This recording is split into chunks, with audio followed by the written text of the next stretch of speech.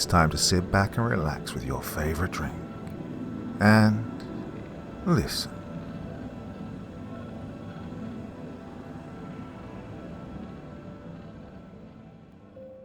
I was stalked and kidnapped by a serial killer. He showed me that there's something even scarier that's watching all of us. By Corpse Child.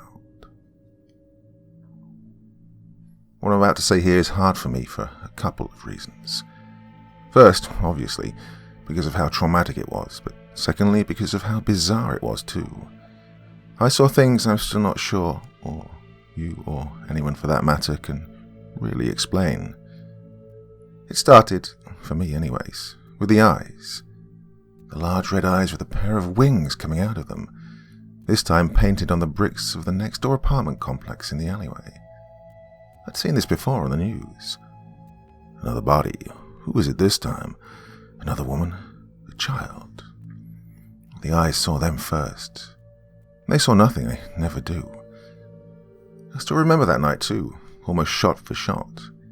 I'd gotten home from working late at the convenience store, having had to stay for another 3 hours after closing just to put the frickin' place back together after being so badly trashed.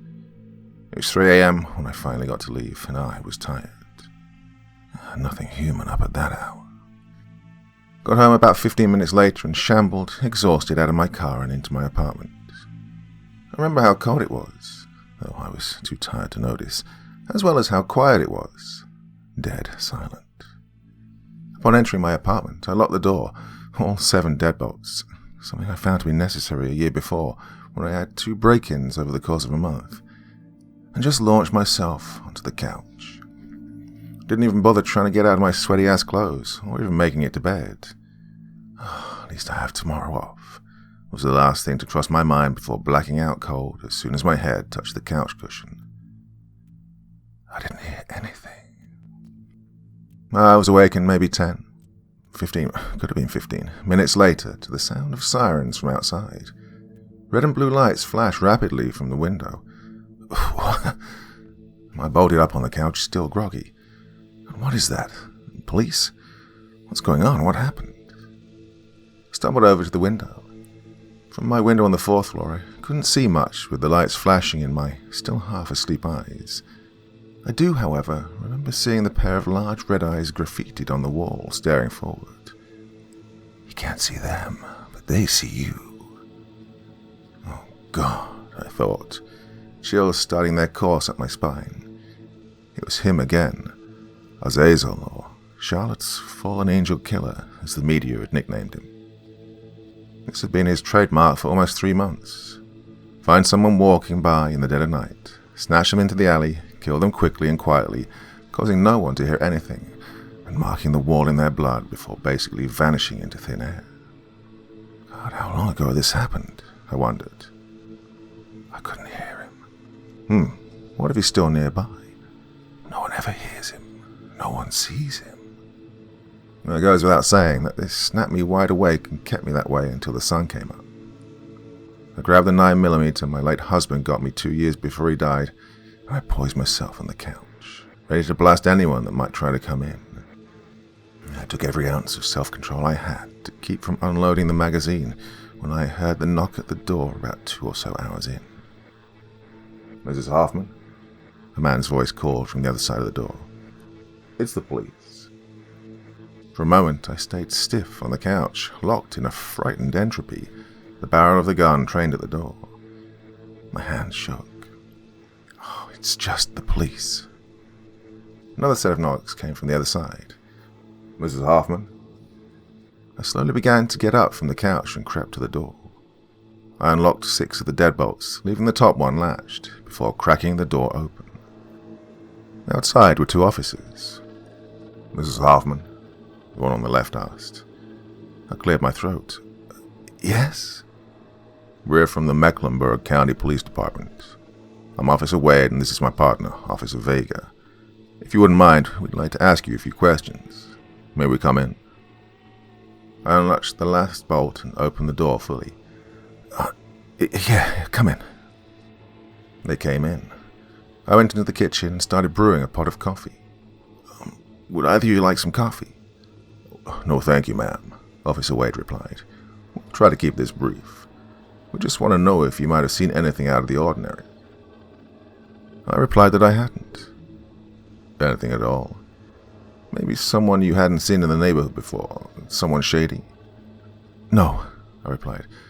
"At least not any more than usual." "What do you mean?" Officer Vega asked. I answered with a tired scoff. "I mean, you've seen this neighborhood, right? Not exactly squeaky clean." He looked to his partner, who nodded at him, and then back to me. "I didn't see anybody in the alley, if that's what you're asking."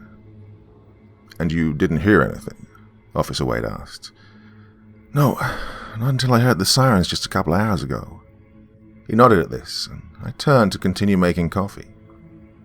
Officer Wade handed me his card and told me to call if I saw anything before he and Officer Vega began for the door.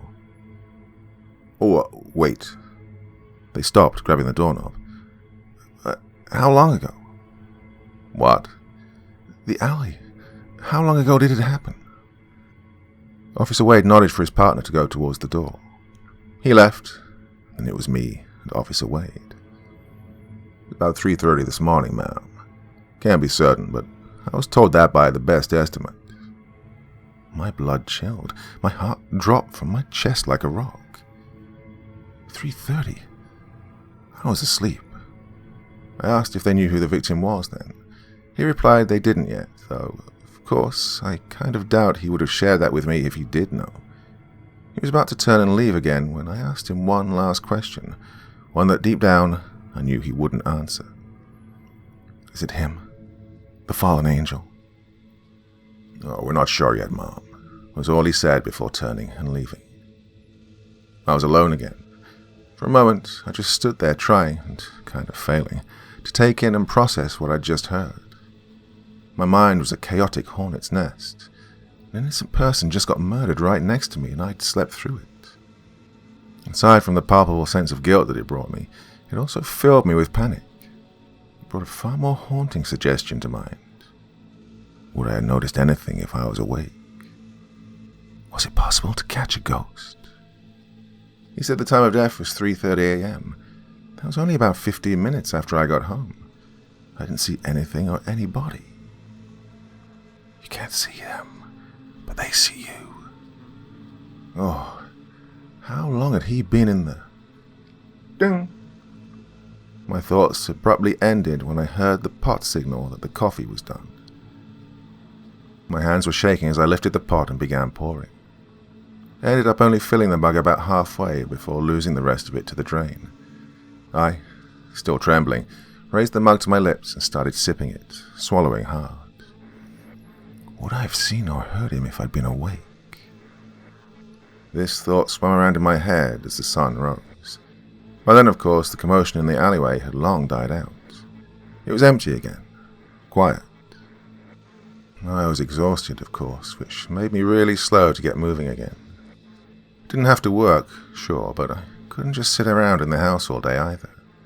For one thing, I'm not one to stay cooped up all day. I'll sleep in occasionally, sure, but I had to get out of the house sometime. The other thing, though, was that I had a date planned to go see the Batman with Paul at 1 that afternoon, having lunch together afterwards back at my place. Well, if nothing else, it'll give me something to think about, right? I looked at the clock after getting dressed. 11:30. I still had just enough time to do a quick grocery run to grab stuff for lunch. Well, granted, it meant foregoing the shower I kind of really needed. Well. I threw on a blue tank top and the first pair of jeans I could find that I was at least mostly sure were clean before heading out. When I walked down to the parking lot to my car, I couldn't help but glance back over to the alley. The eyes were still there, faded a bit, but still thick and red, still watching me. I didn't see anything last night. Nothing was wrong, yet I felt like something was going to be soon. For a moment, I flashed back to last night. I thought of how quiet it was. Nothing was happening. I couldn't see anything. I imagined the victim, their face as they were being attacked, their frightened eyes. They didn't see him coming. Oh, there's nothing wrong, Angie. Come on, get a grip. couldn't have gotten far.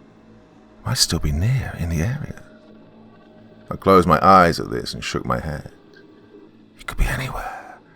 Ghosts can come from anywhere. God, there's no one here. He's gone now. I won't see him coming. Everything's just fine. I took a deep breath and got in the car. It took a minute, but I finally, with the help of a radio comedy show, don't ask me who it was, it actually made me laugh, so who gives a rat's ass, I managed to calm my nerves again. Despite this, I did still find myself constantly darting my eyes around as I drove along. This continued when I got to the parking lot at Publix, constantly looking over my shoulder. Well, this too finally died down when I got inside. I started getting items to make lasagna for lunch. I'd gotten just about everything: pasta, mozzarella, tomato sauce, and even garlic knots. Those were always better than Texas toast, and I was in line to check out when it hit me that I was forgetting something. Oh, beef. I'm forgetting the ground beef. I quickly swung my cart around and started to run back to the deli. I looked at the time. 12:15. Jeez, gotta hurry.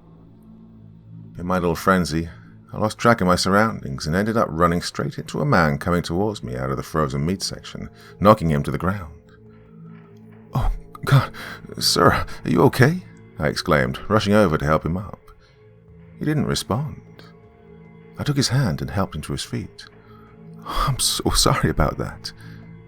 I chuckled awkwardly and said, I got so caught up I didn't see you there. This time he turned his head to me and parted the right corner of his mouth, chuckling dryly. I couldn't really see much of his face. It was mostly covered by the hoodie he was wearing. He also appeared to be wearing shades. Maybe he's blind. Maybe he didn't see me either. Oh, no one usually does. But they do, he said in a voice that sounded like it was coming from a yogi. It was smooth yet soft. It didn't really seem to match the broad-shouldered 5'7" man in front of me, who looked to be at least in his mid-40s. People don't see me, but they see them. He pointed upwards to the ceiling. What, excuse me? I asked, confused. What did you say? He just smiled before turning and walking off. I stood, confused for a moment. What was his deal? I wondered. People don't see him, but they see them? What the hell was that supposed to mean? Who are they? The eyes see them first. They see nothing. I probably would have spent at least another hour or two digging around the rabbit hole with this if I hadn't glimpsed my watch out of the corner of my eye, now reading 12:45. Oh shit, I gotta get moving. With that, I zipped in, grabbed the beef, and raced back to the checkout. I was heading back to my car when I looked back again and saw the guy I'd knocked over standing in the parking lot about 2 lots away from me, staring at me. I couldn't see his face, with his hood still covering it, despite it, being 90 freaking degrees out. Still, I could tell he was staring dead at me. What the hell? Is he looking at me? Why? What does he want? For a moment, we just stood there, locked in a staring contest, neither of us knowing who should break first. Finally, a car passed between us, and when it went past, he was gone. Vanished. In thin air. Like a ghost. Like a shadow, like he was never there. What the hell? Where'd he go? Started throwing my head in every direction. He was just there, wasn't he? Where is he? I didn't see him. I closed my eyes and took a deep breath. It's nothing, Angie. Just get in the car. I took one last look around, one last sweep of the area. Well, whoever that was, he's gone now. Ghosts can walk through walls. They come from everywhere. Just get in the car, Angie. I can't see him. No one can. Get in the car. I can't see him coming. I opened the door and was about to get in the car when I heard it.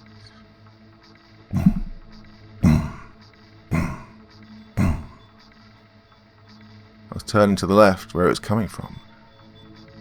Huh? What the? I was silenced when I felt a firm hand cover my mouth. In the hand was a white cloth, being forced against my face. I started struggling, clawing behind me at the attacker's face. When I couldn't seem to reach that, I began trying to ram my elbows into his stomach and, kick him in his crotch. Neither of these were doing me any good. "Look, you have to come with me," I heard him say. It was the same smooth, almost warm, soothing voice I'd heard in the store. "They see you. I have to take you with me now." I started feeling woozy. My arms and legs started feeling weak. Everything was going blurry. Darkness was creeping into my vision quickly, and in a panic I managed to wrestle my chin up enough to open my mouth and bite down hard. Sure enough, this caused the hand to retract, and I was free again. I gasped desperately for air. I was still dizzy. I tried to look up to see who it was. Nothing. No one was there. It was just me in an otherwise empty parking lot. What the fuck? I swung around in every direction. Nothing. Just cars. He was gone. Who the hell was that? Where'd they go? I frantically threw myself into my car and locked all the doors before rifling through my purse for my phone to call the police. I couldn't find it. I turned out my pockets. It wasn't there either. God, where's my phone? I opened the door again and started looking on the ground for it, thinking it might have slipped out during the struggle. Nope, it wasn't there. I started trying to look through my purse again, only to find that my phone wasn't the only thing missing. My keys were gone too. Oh God, he must have taken them. I then got out and ran back to the store. Fortunately, I wasn't parked far from the entrance, meaning I wouldn't have far to run. Less of a chance of being ambushed again, as long as I kept moving.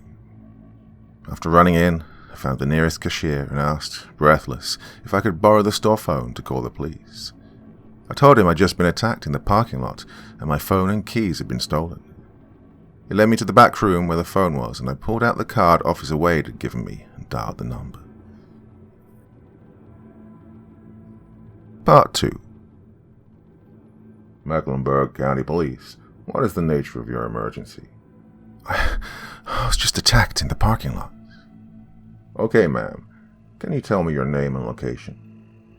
My name is Angela Upham. I'm at the Publix just off of Spada Street. Okay, and you said you were assaulted in the parking lot? Yeah, he grabbed me from behind and tried to put me to sleep. I managed to get free, and when I looked again, he was gone. You said he attempted to incapacitate you? Yeah, he had a cloth that he held up to my face. I felt dizzy. I still do. I think he might have drugged me. Okay now, Miss Upham. Can you describe your attacker? No, I didn't get a good look at him. Like I said, he got me from behind. I could only see his hand. Nothing at all?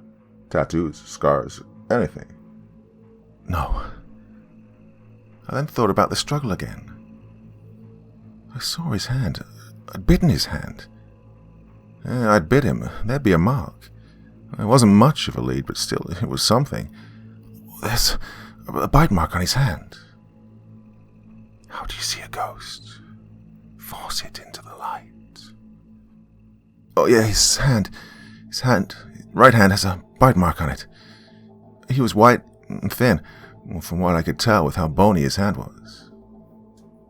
Okay now, Angela, I want you to stay where you are. A unit is being dispatched to your location now. ETA 5 minutes. Do not, under any circumstances, leave the store until authorities arrive. I agreed, and the call was disconnected. After that, I just sat there, my thoughts crumbling and forming an avalanche. Who was that? Where did he come from? No one sees him. Only they see us. What did he want? If it was a robbery, then why was only my phone and keys missing? Where the fuck is he now? I wasn't able to see him. I think that was the question that got under my skin the most. If I didn't see him, I didn't see where he went, then he could be anywhere. He could be anybody. I stayed in the room until I was called out by the arriving police. Outside, at the front of the store, were Officers Wade and Vega. "Angela Upham?" Officer Wade asked. "Yes," I replied. "You okay, ma'am?" I nodded my head weakly. "So, what happened?"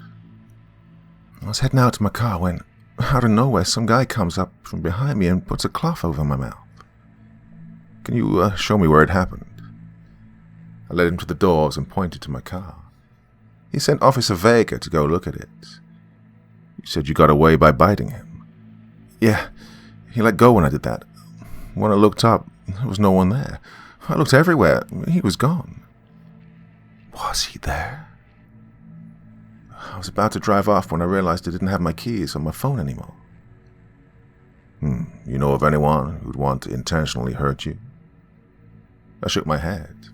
At that time, Officer Vega came back in and said there was no sign of anyone there or having been there. Officer Wade turned back to me and asked, "And you said you didn't see where he went?" "No," I exclaimed, anxious. "Like I told you, one minute he had me, I bit him, he let go, and then he vanished." The two exchanged glances at each other before stepping outside. I watched them walk to the car, looking like they were examining the area again. They came back about 5 minutes later. "All right, Miss Upham," Officer Wade said. "Looks like everything's all clear. There's no one out there now. I'm going to have Officer Vega here give you a ride home while we continue searching the area here." Officer Vega led me out to the car. Even with his company, I still couldn't help but glance around cautiously in the parking lot. It was when I caught sight of my car that my eyes bugged out.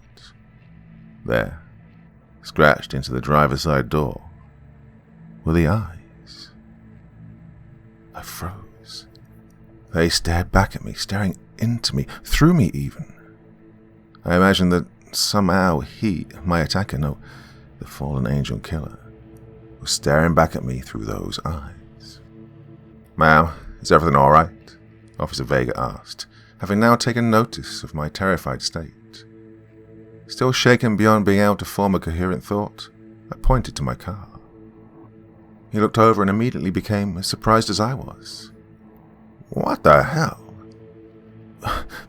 That wasn't there a minute ago, was it?" I asked, hoping deep down that he'd answer yes, it was. That it had been there when he was out looking for the assailant. How could he have done this without him seeing it before? He shook his head. "Here," he said, urging me forward while still looking alarmed at my car. "Let's go to the car." He led me the rest of the way and I got inside. He told me to wait a moment inside while he radioed his partner about the car. I just nodded blankly. My head was spinning so much, so fast, I'm honestly a little surprised it didn't spin right off my neck and take off like a helicopter. How was any of this happening? Why was any of this happening? How in the hell was someone, a normal man, well, I use normal only in a lightly general sense here, able to do shit like this? How in the span of maybe a minute, if that, was able to deface my car like that and not be noticed? He's not a man. I could see a man. I couldn't see him. Moreover, how was he able to attack me like that and disappear? I can't see him. I thought back to before the attack, seeing the man in the hoodie standing there watching me. What was he staring at? How the hell was he gone so quick? What did he want with me? He's not a man. He's something else. What was he going to do to me if I hadn't gotten away? People don't see me, but they see them. Ghosts can come from anywhere. What the hell does he mean? I faintly heard the sound of the car door slamming shut. I finally broke from my spiraling fit when I heard the engine turn over. Anywhere. They could be anywhere. My heart started racing again when the car peeled out of the parking spot and took off at breakneck speed. Whoa, slow down. What the hell are you... But my breath caught in my throat when I turned and looked next to me. It wasn't Officer Vega in the driver's seat. It was him. My heart stopped. My mouth hung open. I wanted to scream, but for whatever reason I couldn't. Oh, Jesus, he's right here, right beside me. Where did he come from? He appeared from thin air. What happened to Officer Vega? What did he do to him? What's he going to do to me? He stared straight ahead, almost hypnotized to the road as it stretched on. I darted my eyes over to the passenger door. It was unlocked. Slowly, just ever so slightly, I moved my hand to grab the handle. I have to jump. It's my only way. Don't do it. His voice was still as mellow and smooth as before. I looked back to him. His focus was still deadlocked on the road. I have to get away, and you'll want to come with me. But what? I asked, still shaking. He didn't reply. He kept racing down the highway at a horrifying speed. I looked again at the door handle before grabbing it and throwing the door open, ready to hurl myself out. Before I could, however, I was grabbed by the back of my shirt and jerked back into the car. This caused the back of my head to smack against the doorframe, knocking me dizzy. He shut the door again before returning his gaze to the road. My vision had exploded into a mess of cloud and fuzz. My head throbbed and I could feel the beginning of a horrible migraine. I heard the door locks click. He'd locked me in now. I couldn't try escaping again. I was trapped. He's trying to get away. Please, he said calmly. Don't panic. I won't hurt you. I barely registered his words. Everything was still fuzzy, both visually and auditorily. I never hurt anyone. You're him, I groaned, aching. You're him, the fallen angel. His eyes were still focused ahead. What do you want with me? He was running from something. He was silent for another moment before replying. I don't want anything from you. I want to help you. What? You won't understand, but I'm here to help you. What are you talking about? How are you helping me? Where are you taking me? He's trying to get away from something. Oh, you don't see them yet, but they see you. They've always seen you. They see everyone. They see the others and take them. I was floored. Who? What? What the fuck are you talking about? The eyes. Please calm down. Just keep looking forward and soon you'll begin to see them too. See what? I exclaimed. No one can see them, but they see us. Them, he said, pointing all around. They see us. They control us, and they take anyone who has the ability to see them, to see the truth. He's afraid of them. He can see them. What do you mean? Who are they? Oh, they're not a who. They're everything and nothing. They are power, and they crave control. They watch us and force us to live by their will, and we can't know because we can't see. The road kept going. I was lost, hilariously lost. None of what I heard made any sort of connection to me. It didn't sound at all logical. It sounded like something a wingnut, tinfoil hat wearing crackpot would say. How long did that road last? Who was watching us? Was he talking about the government or something? Was that who he to get away from? Quiet, empty, endless road. Why couldn't anyone see them? Was it a real road? Was there anything or anybody else? I looked forward. The road stretched on as we continued speeding along. Just keep looking. You'll see it, the truth. Well, I did. At first, I was still confused. What was so important for me to apparently see? The road hadn't changed. I then, however, noticed something about it. Just a subtle thing at first, and I almost missed it. Then, however, I realized that we were passing the Publix again. We never left. What? Did we just drive in a circle? The road doesn't change, just the way we see it. Well, that wasn't all. I could see everything that had been around it again as well. The same road signs, the other markets, even the houses that had been in the area. Everything. Oh, you see it now, don't you? He asked, his voice for the first time sounding actually worried, like he was afraid that I did. I began to wonder why. Why, despite the fact that we should have been miles away by now, were we passing the same places? Why was I locked in the car with this psycho, a known serial killer? More than this, though, why was he so afraid? How does he know any of this? Why does he want me to know? All of this had my head buzzing so badly that I almost didn't see other changes to the environment outside. I first caught it out of the corner of my eye. I noticed that everything began to subtly change color, by which I mean it began to lose color. It was a progression, but I soon began to see the grass go from a bright, lush, healthy green to a stark albino white, devoid of any definition or health. The same became true for everything else. It was like someone was slowly trying to erase the world outside, leaving only the blank, featureless outlines of the things that had been there. By this point, I was beyond the ability or capacity to ask what the fuck was going on. I could only stare out front through the windshield, horrified. I did manage to choke out one question. Where am I? This, he said, his voice, while still smooth, noticeably becoming deeper, is the world, the real world, you might call it. What? His voice got lower, deeper. Most won't see the world like this. Only those of us who see the truth, those that see them. See who? I cried desperately.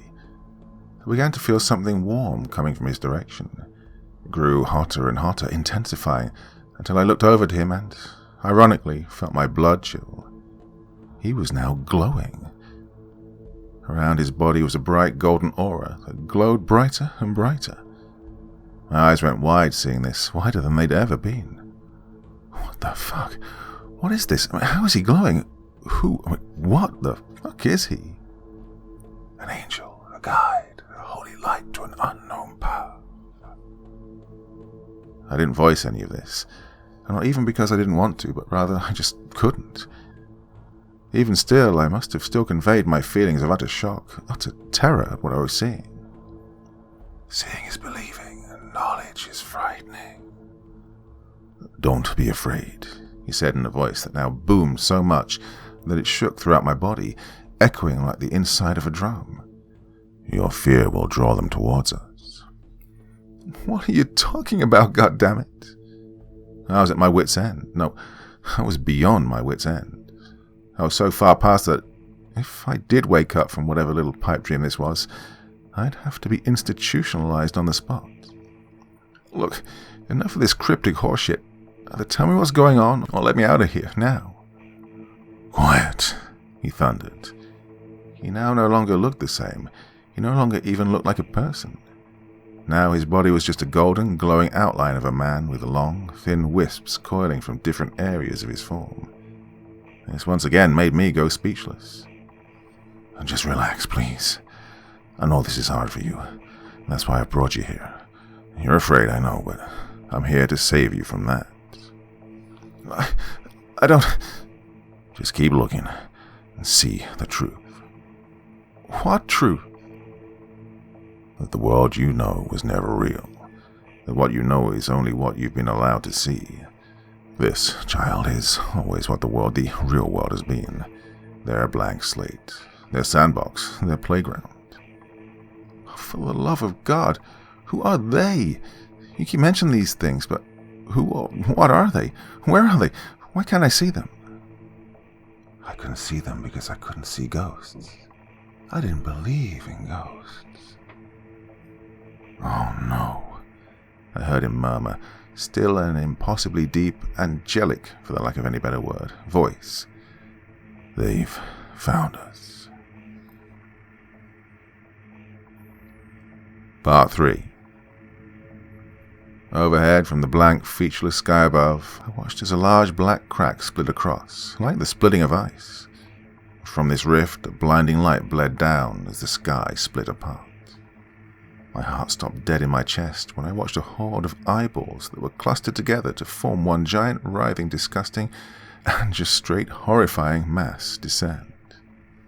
Each and every one of the thing's thousands of irises were different colors, some of which were mixes of colors I didn't even know were possible. Each pupil twitched in every direction simultaneously, apparently searching desperately for something. Not something. Someone. I felt the car pick up speed, and the massive eyes began vibrating at a supersonic level, glowing intensely as it did so. What is that? Them. The ones I've been telling you about. The ones that see everything in your world. What does it want? Control. They seek only control over you and everything it created on this earth. What do you mean, everything it created? I told you before, your world's a sandbox. It, is the one that builds on it. And believe me, they are very much jealous people when it comes to power, to control. That's why you and the others can't see them, but they can always see you. I looked in front of me again, to the thing. It was now vibrating somehow even more violently and starting to glow an aura of deep burning crimson. It was angry. What's it doing? I asked, petrified. It's searching. It knows another of its toys is trying to be taken from it, so it's trying to find us. When it does, it'll unmake the both of us, wiping us out, just like they did with the others. Others? What do you mean, who? To this, I heard him sigh. For the first time, he actually sounded mournful, sad even. Like he was regretting something, confessing some secret or deed he tried to keep hidden away, buried deep down. I'm not a monster like you think I am. I've seen what you call me, what you see me as, but I'm not a killer. I never hurt anyone, at least not intentionally. I caught my eyebrow. What do you mean? He sighed again. My eyes were open to all of this, to the truth, a long time ago. Because of this, I wanted to spread the truth to others whose eyes haven't been able to see. I wanted others to break free of them and their control. But every time I did, it always saw and always found them and took them, wiping them out. You mean the victims weren't mine? I was stunned again. I couldn't think straight. With the world essentially ending right in front of me at the whim of whatever the hell this abomination was, and now the revelation that this guy, this psychotic freak, wasn't a monster after all, I was almost completely at a loss for words. Finally, I found the will to voice one more question, the only one that mattered to me in that moment. What are we going to do? How do we stop it? Like I said, your fear is attracting them. It's what's keeping your eyes closed. What's keeping you under their influence, their control. You have to stop being afraid. Purge yourself of your fear. How? I asked, not at all understanding how this was even possible. How was I supposed to not be afraid? How, witnessing all of this, these things that were the kind of stuff people only saw either during their worst nightmares or their worst drug trips, was I supposed to stop being afraid? I've never before opened my eyes. What if I can't get rid of it? What would happen to me if it got me? Would I be wiped out too, like the victims? What if it doesn't work? How am I supposed to get rid of fear? My eyes aren't open yet.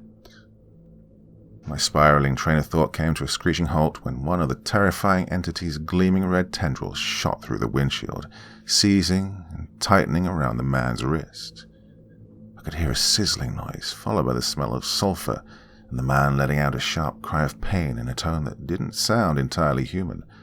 At least, not just one, almost like multiple people screaming at the same time from the same throat. Well, instincts kicked in, and I reached out to try and pull it off of him, only to immediately retract in pain before I could even touch it, feeling like my hands were on fire. The tendril coiled up across his arm, leading up around his neck. It then began pulling him forward, trying to yank him through the windshield. His seatbelt was the only thing keeping him inside. Eventually I saw the straps being torn at the seams from pressure. I didn't know what to do. I didn't know what I could do.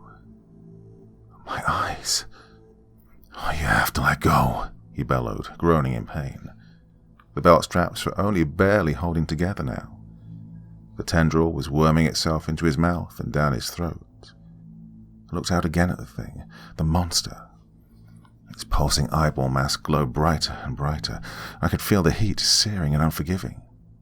I could feel anger from it, raw, unfiltered malice. I could feel its hatred. Brighter and brighter, the gleaming tendril burned, scorching the man until he erupted into flames himself. In seconds, or less than seconds, he was engulfed in a burning ball of crimson fire.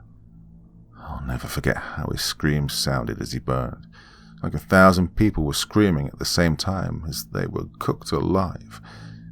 He strained to scream one last thing to me before he was gone, seared away. Let it all go. I was alone now. I had no weapon, no power, no idea what to do. The thing loomed over the car, sending its sights on me now. This was it. I was done for. I have to open my eyes. I heard the thing bellow in a voice somehow even more impossibly deep than even the man was a minute ago. It was almost equivalent to the sounds of an earthquake rumbling. Perfidi habit, sed adhuc timet, adhuc tenetur. I closed my eyes, bracing for the end. My eyes! I thought of home, my apartment. I thought of Paul, our date. I thought of the two of us together at the theatres, watching the movie together, laughing, jumping at the thrilling scenes, cutting up. Open my eyes. I thought of the times I'd been scared in the past, like when I was a little girl and was caught in the deep end of a pool or lake. Every time my head would go under, I'd close my eyes, afraid of what I'd see if I opened them, imagining some vicious beast ready to tear me apart. Or I'd see nothing at all ever again. Open them. I remembered how when I did open them again, I'd always see the sunlight, and I'd be okay. Now, open them now. I'd managed to struggle my way to the surface. I'd made it out, where I'd see my dad there, telling me that everything was okay, that he had me now, that I was safe. Open my fucking eyes. I felt something inside me shifting, a sense of determination, a dormant instinct, defiance. Yes, I wanted to survive, I wanted to be free, to live, but more than this, I wanted to beat this fucking thing right here, right now. I opened my eyes again. The entity still towered above the car, vibrating, glowing, pulsing. I felt my own body begin to feel warm. Quickly I began to feel hotter and hotter. It wasn't painful, though. It was invigorating. I was doing it. I was letting go. I wasn't afraid of it or whatever it could do to me. The entity's mass began frantically pulsing again, its bright red aura returning with more vengeance than before. I knew it was getting desperate. And it knew. Avilicum rupiet, the thing roared. I could see its eyes, each and every one of them. Now it was afraid. Staring dead at it, I felt triumph wash over me, and I said, in a voice that echoed like how the man's voice did, Now I see you. I see you, and you have no power over me. To this, the thing roared in anger as its aura glowed brighter and hotter with rage. Ego dissolvamte. Lashed another of its tendrils towards me. I ducked and threw myself into the driver's seat.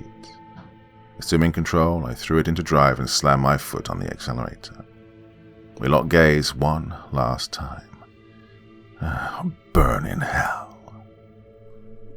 In an instant, the car collided head-on with the entity and everything went blank. Everything was a blank space of white, completely empty. I couldn't see anything, feel anything. Am I dead? Slowly, gradually, I began to see shapes and colours take form. These soon began to take on a familiar appearance. It was the parking lot again, just like it was before I'd left. Everything was normal again. And yet at the same time, it wasn't. The colours, the sounds, the people, they were there, sure, but something was different now. I don't really know how to best describe it. Maybe it was like I was looking at the world through a camera filter. Like I wasn't seeing the world anymore, or not with my own eyes. My eyes are open. I can finally see the real world. Officer Wade came rushing out with the Publix. "Are you all right, ma'am?" I just looked at him. He looked different now too. Everyone looked different. They all looked like grey cutouts. What the hell is this? Why does everyone look so different now? Why do they look like this? Their eyes are still closed, but mine have been opened. "Ma'am," I snapped back to Officer Wade's voice. "Are you okay?" I cleared my throat. "Yeah," I replied half-heartedly. My mind was both blank and cluttered at the same time, distant and yet there. On Earth, yet galaxies away at the same time, you know. "Yeah, I'm fine." I then remembered Officer Vega. "What happened? Where's Officer Vega?" He looked confused. "Officer Vega?" he asked, cocking his eyebrows. "Who's that?" "Your partner, the one who was supposed to escort me home." He just stared back at me, bewildered, not having a clue as to who the hell I was talking about. "Ma'am, I'm afraid you must be mistaken. I don't know any Officer Vega. My partner's Officer Greer here." He then pointed over to the entrance to a man I didn't at all recognize. He was shorter, more muscular looking, with a military-styled buzz cut. I was confused. What the hell happened to Officer? And then it hit me. It was just like he said earlier. They must have taken him, unmade him, just like they did with... "Where is he?" I blurted. "Who?" "The man that attacked me, the fallen angel killer."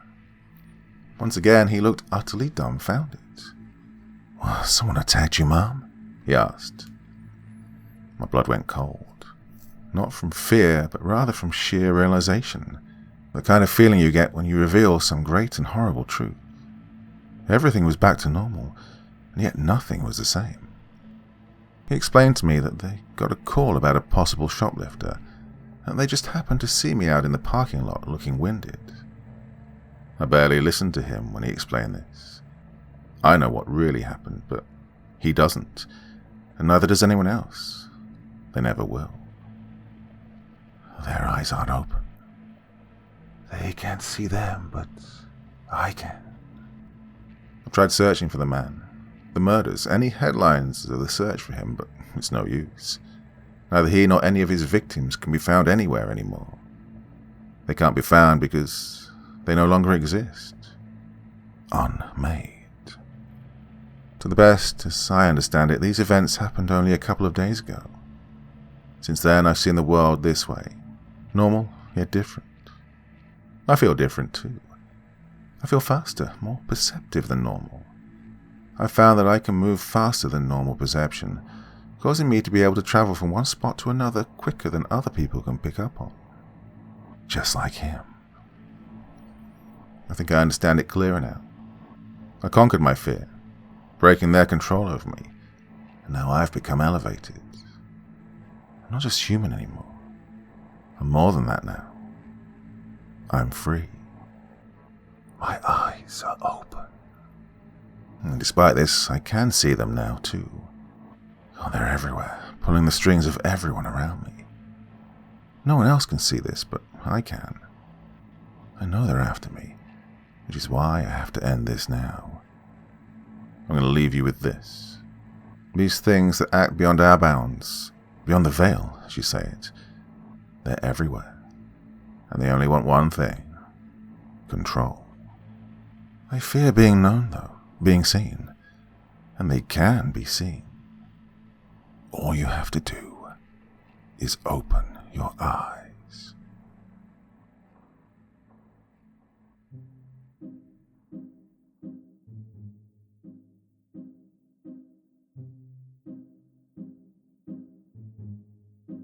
Well, sometimes a story just makes you think, damn, stop and think about things a little bit differently from whatever you thought before. Another brilliant, brilliant story there from Corpse Child. Done quite a few of his recently, as I'm sure you're aware. Getting quite a big fan group over here on the channel for his stories, so awesome. Really pleased about that. Well, going away for the weekend. I'm going to England. First time I visited since, well, for about 3 years now. But, so on Friday there's going to be another big compilation video of some of the old school sci-fi stories I've been doing recently, like I did last weekend. Back again here on Wednesday though with something brand new, and the podcast will keep going as ever. So that's the week ahead. Hope you're going to join me again real soon.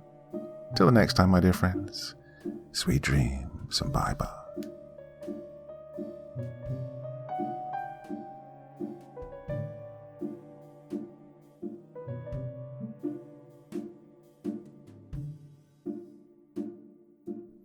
Thank you so much for taking the time to listen to this story today. Really means a lot to me and to the author of the story, of course.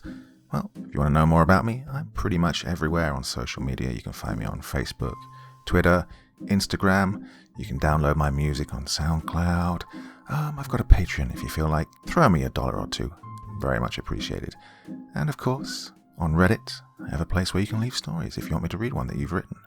Well, hoping to see you all again very soon. Till then, sweet dreams, and bye-bye.